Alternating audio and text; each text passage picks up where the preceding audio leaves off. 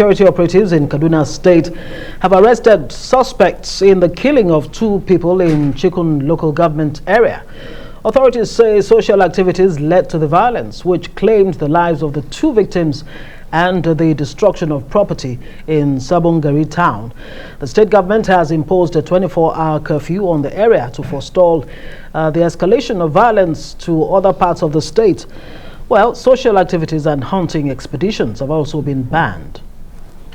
Well, defense and security expert Dr. Kabir Adamu joins us now for more on these resurgent acts of insecurity. Kabir, good to see you, and thanks for your time as always.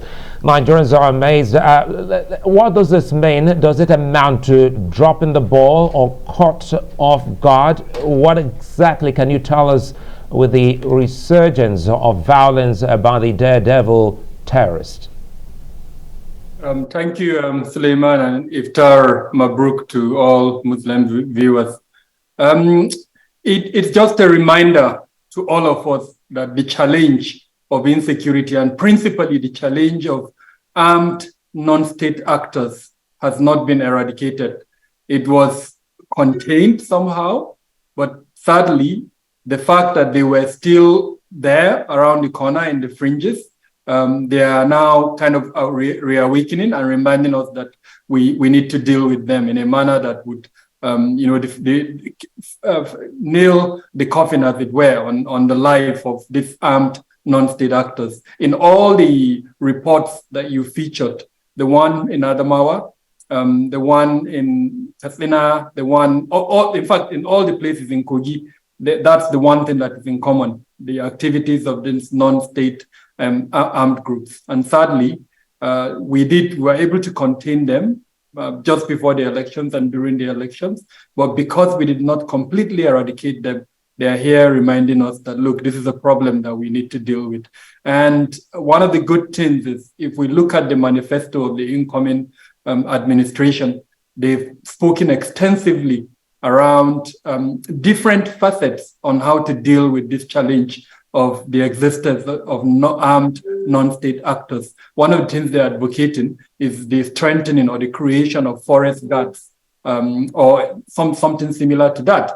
And then, of course, the domination of forested parts where these non-state armed groups occupy. They've also talked about strengthening current efforts by the Buhari administration. So we know, as an example, that a commission to mop up small arms and light weapons have been created. Sadly, that commission is yet to have legislative backing. So we're hoping that either in this 9th Assembly or when the 10th Assembly comes in under the incoming government, that they are able to strengthen that commission, give it legislative backing so that it goes after the mopping up of the small arms and light weapons. So suffice to say, I mean, in simple answer to your question, they are reminding us that they're there and we're yet to address them.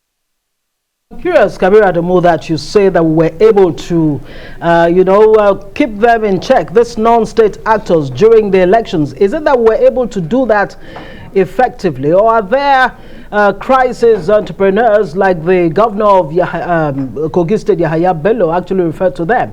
Are there political undertones to this? Because if they did not act during the elections and all of a sudden there's an uptick, are there political undertones? There is always a political angle to any security challenge in any political space.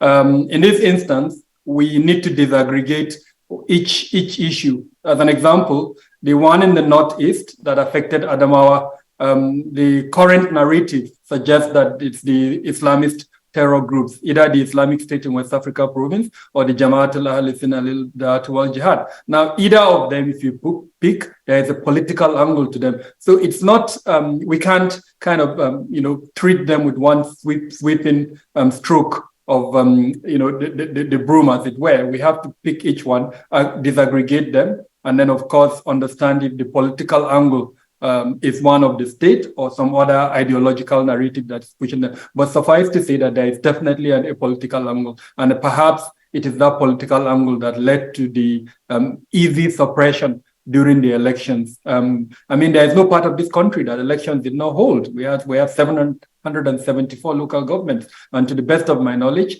elections held in almost every one of these local governments, apart from a few that elections will be held on April 15th. So somehow we were able to surprise them using the instrumentality of the state.